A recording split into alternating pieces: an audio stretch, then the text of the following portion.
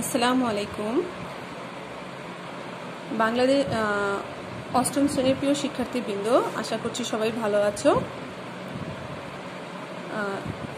ঈদ পরবর্তী তোমাদের সাথে এটা আমার প্রথম ক্লাস। আশা করছি সবাই খুব ভালো মতো ঈদ উদযাপন করেছো। অনেকেই বলবে যে বাসায় বসেছিলাম, বাইরে যেতে পারিনি।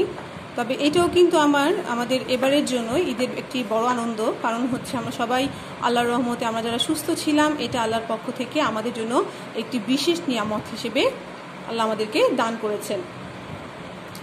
এই মুহূর্তে সুস্থ থাকাটা কিন্তু আল্লাহর তরফ থেকে আমাদের জন্য একটি কি বলবো অশেষ রহমত কি যে আল্লাহর যে কি রহমত আমাদের প্রতি।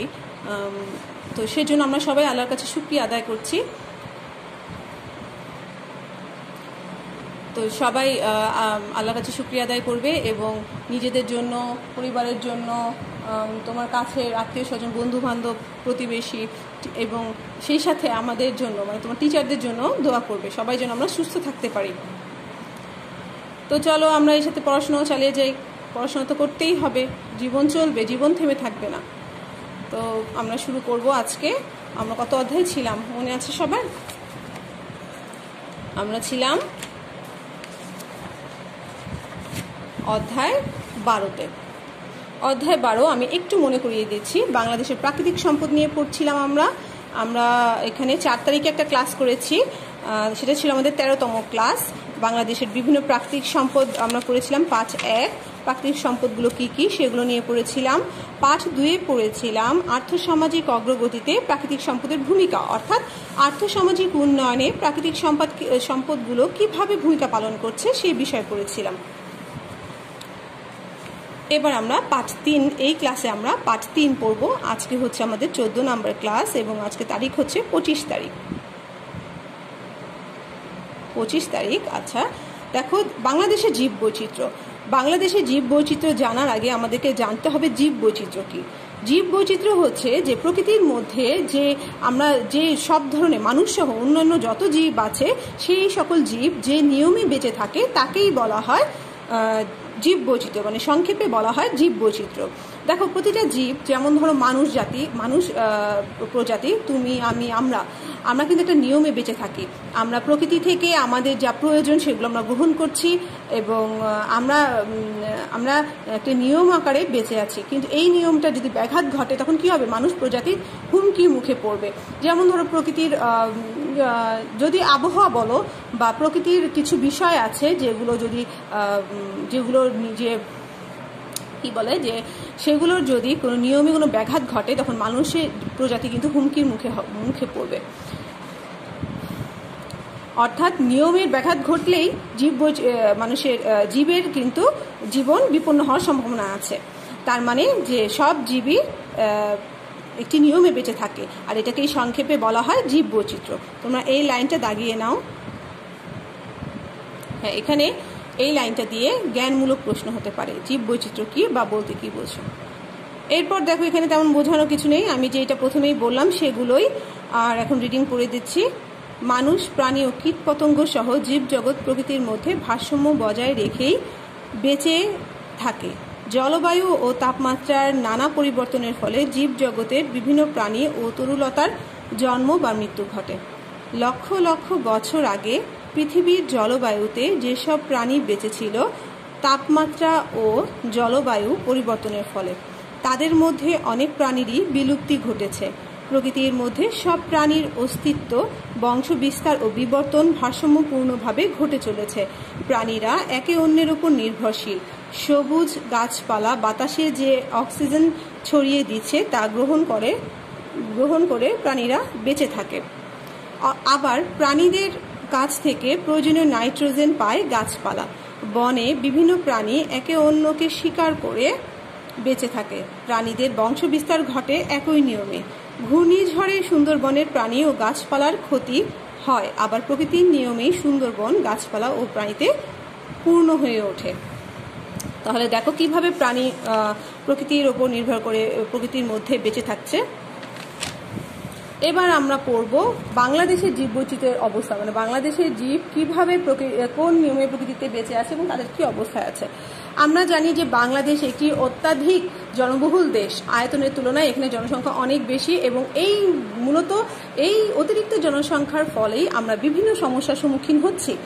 তো যখন আমাদের জনসংখ্যা বেড়ে যাচ্ছে, আমরা এর জন্য সবার আগে যেটা হচ্ছে, আমরা প্রকৃতির ওপর বিরূপ প্রভাব ফেলছি। যেমন অধিক জনসংখ্যার জন্য গাছপালা কেটে ফেলা হচ্ছে, ঘরবাড়ি নির্মাণ করা হচ্ছে, মাটি ভরাট করে বাড়ি করা হচ্ছে, তারপরে জমিতে প্রচুর কীটনাশক ব্যবহার করা হচ্ছে, তারপরে গাছপালা কেটে রাস্তা বা শহর নির্মাণ করা হচ্ছে,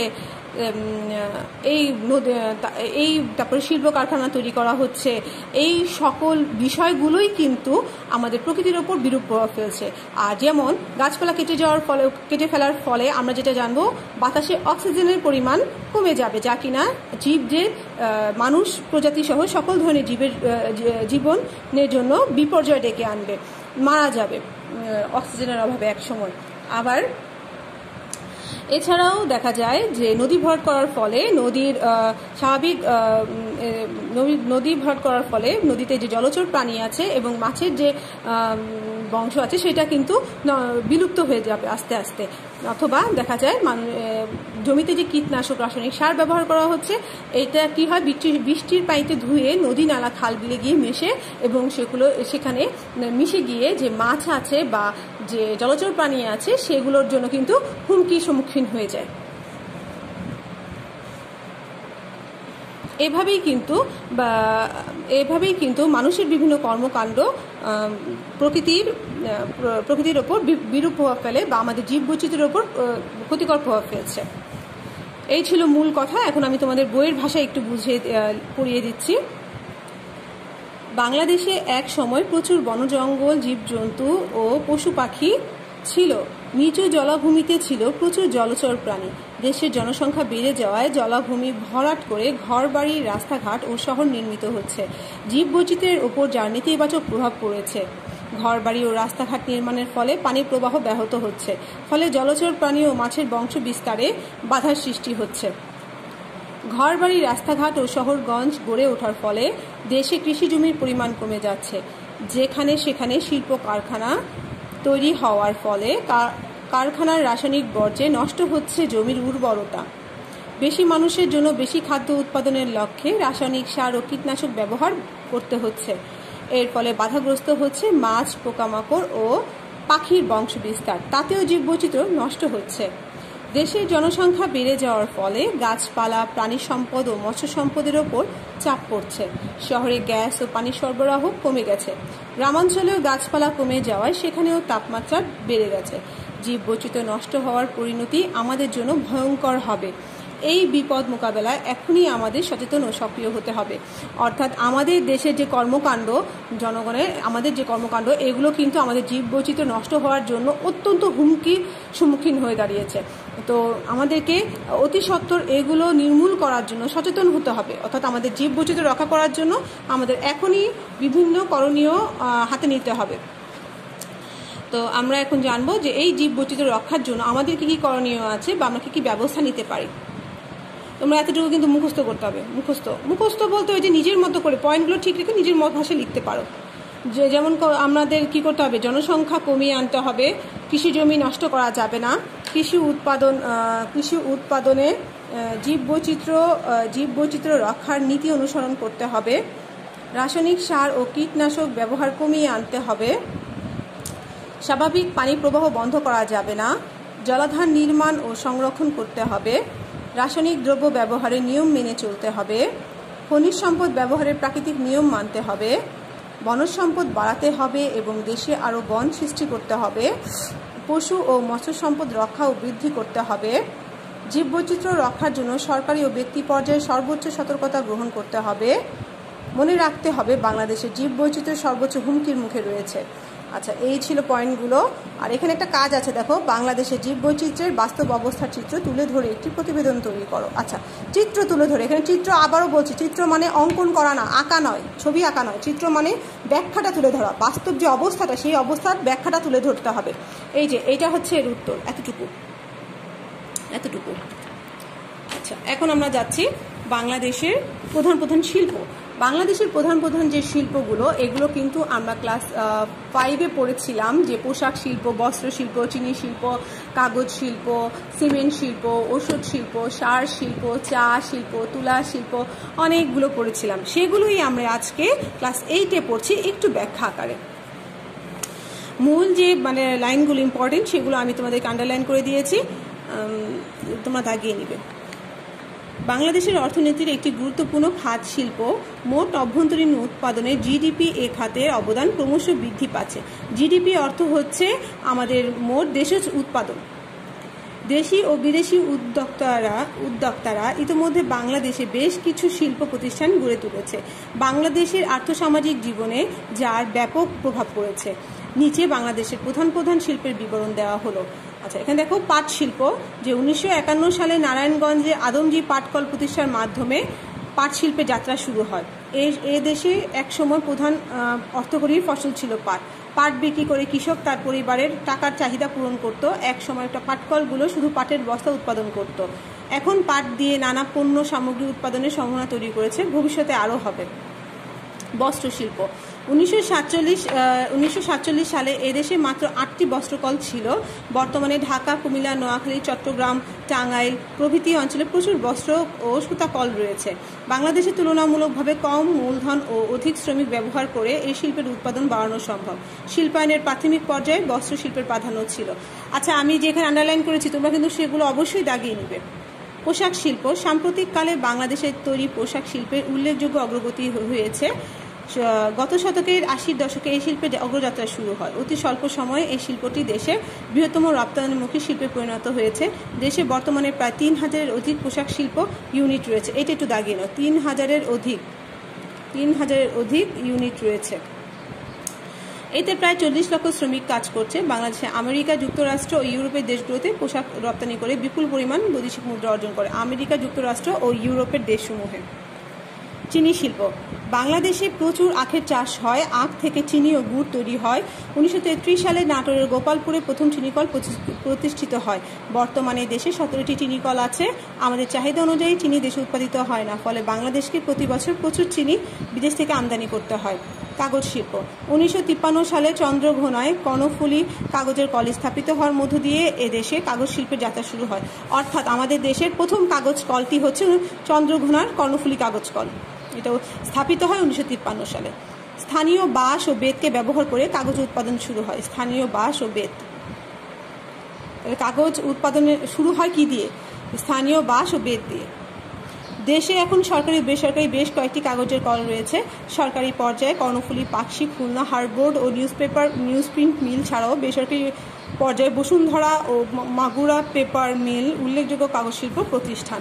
এটা দেখাও তো, বেসরকারি পর্যায়ে বসুন্ধরা ও মাগুরা, বেসরকারি পর্যায়ে দুটি কাগজ মিল হচ্ছে বেশ উল্লেখযোগ্য কাগজ শিল্প প্রতিষ্ঠান। সার শিল্প, কৃষি প্রধান। আচ্ছা, আমি তোমাদের মূল লাইনগুলো পড়ে দিচ্ছি, বুঝে শুধু বলে দিচ্ছি।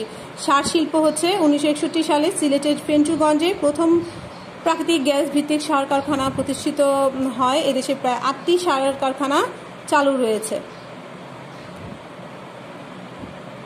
আচ্ছা, সিমেন্ট শিল্প, পাকা বাড়িঘর, দালান আছে। এখান থেকে দাগাও তোমরা। 1940 সালে ছাতক সিমেন্ট কারখানা স্থাপনের মাধ্যমে এদেশে সিমেন্ট শিল্পে যাত্রা শুরু হয়। বর্তমানে বাংলাদেশে বড় ও মাঝারি আকারের 12টি সিমেন্ট কারখানা রয়েছে। ঔষধ শিল্প, বর্তমানে ওষুধ একটি সমন্বয় শিল্প হিসেবে বিবেচিত হচ্ছে। এক সময় আমাদেরকে প্রচুর অর্থ খরচ করে বিদেশ থেকে ওষুধ আনতে হতো, কিন্তু এখন বেসরকারি ও সরকারি ও বেসরকারি উদ্যোগে বেশ কয়েকটি ওষুধ শিল্প কোম্পানি তৈরি করা হয়েছে। একই সঙ্গে বিদেশি ওষুধ রপ্তানি করছে। বাংলাদেশের রপ্তানিমুখী শিল্প হিসেবে ওষুধের সম্ভাবনার কথা বললে সকলেই এখন গুরুত্বের সঙ্গে ভাবছে। চামড়া শিল্প, দেখো, চামড়া, বাংলাদেশে প্রচুর গরু, ছাগল ও মহিষ পালন করা হয়। এদেশে বহু আগে থেকেই চামড়া বা ট্যানারি শিল্প গড়ে উঠেছে। জুতা ও ব্যাগ তৈরিতে চামড়া শিল্পের জুড়ি নেই। আচ্ছা, এটা তোমরা নিজেরা পড়ে নিও। চা শিল্প, দেখো, চা বাংলাদেশের একটি অতি পুরাতন শিল্পের মধ্যে একটি। সিলেট অঞ্চলে প্রচুর চা উৎপাদিত হয়। এছাড়া পার্বত্য চট্টগ্রাম ও দিনাজপুর ও পঞ্চগড়ে বর্তমানে চায়ের চাষ হচ্ছে। তুলা, জলবায়ু মৃত্তিকা তুলা চাষের উপযোগী। জলবায়ু ও মৃত্তিকা মানে কি? মৃত্তিকা মানে হচ্ছে মাটি বা ভূমি, আমাদের দেশের মাটি বা ভূমি তুলা চাষের জন্য উপযোগী এবং এটি একটি সম্পূর্ণ নতুন অর্থকরী ফসল। অর্থকরী ফসল অর্থ কি? যা আমরা বিক্রি করে অর্থ উপার্জন করি, বৈদেশিক মুদ্রা উপার্জন করি, তাই না? তামাক। বাংলাদেশে শীতকালে তামাকের চাষ হয়। উত্তরবঙ্গ তামাক চাষের জন্য প্রসিদ্ধ হলেও বর্তমানে পার্বত্য চট্টগ্রামেও তামাক চাষ হচ্ছে। চিংড়ি। বাংলাদেশের অর্থনীতিতে চিংড়ি মাছের গুরুত্ব অপরিসীম। বর্তমানে বাংলাদেশে চিংড়ি অন্যতম বৈদেশিক মুদ্রা অর্জনকারী পণ্য, তাই চিংড়িকে বাংলাদেশের সাদা সোনা বলা হয়। আচ্ছা, কেন বলা হয়? কারণ হচ্ছে বর্তমানে চিংড়ি রপ্তানি করে বাংলাদেশ বৈদেশিক মুদ্রা অর্জন করছে। এর জন্য বাংলাদেশ চিংড়িকে সাদা সোনার সাথে তুলনা করা হয়েছে। এতটুকু নিয়ে একটা প্রশ্ন আসতে পারে যে চিংড়িকে কেন সাদা সোনা বলা হয়, তখন এখান থেকে এই পর্যন্ত হবে এর উত্তর। এবার দেখ উপসংহারে কি আছে। এছাড়া বাংলাদেশে নানা ধরনের ছোট মাঝারি শিল্প রয়েছে। নতুন শিল্প কারখানা তৈরি হচ্ছে। ওইসব কারখানা থেকে বিভিন্ন পণ্য সামগ্রী তৈরি হচ্ছে যা আমাদের চাহিদা পূরণে গুরুত্বপূর্ণ ভূমিকা পালন করছে। আচ্ছা, বাংলাদেশের শিল্প খাতের তালিকা প্রণয়ন করে এগুলোর গুরুত্ব চিহ্নিত করো। আচ্ছা, শিল্প খাতের তালিকা, এই যে শিল্পগুলো পড়লাম, শিল্পগুলো এগুলোই হচ্ছে বাংলাদেশের শিল্প খাত। এবং এগুলোর গুরুত্ব যদি বলো তাহলে প্রত্যেকটা শিল্প আলাদা আলাদা করে লিখে তুমি গুরুত্ব লিখতে পারো, অথবা এখানে 5 গুরুত্ব দেওয়া আছে। আর্থসামাজিক উন্নয়নে শিল্পের অবদান বা ভূমিকা দেওয়া আছে, তাও তুমি এখান থেকেও লিখতে পারো, অথবা প্রত্যেকটা আলাদা করেও লিখতে পারো।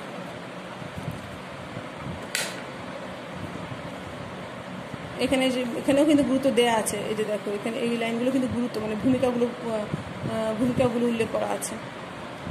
আচ্ছা, তো এই পর্যন্তই ছিল আমাদের আজকের ক্লাস, আজকের পড়া। আমরা নেক্সট ক্লাসে পরবর্তী পার্ট নিয়ে পড়বো। সবাই ভালো থাকবে। আল্লাহ হাফেজ। আসসালামু আলাইকুম।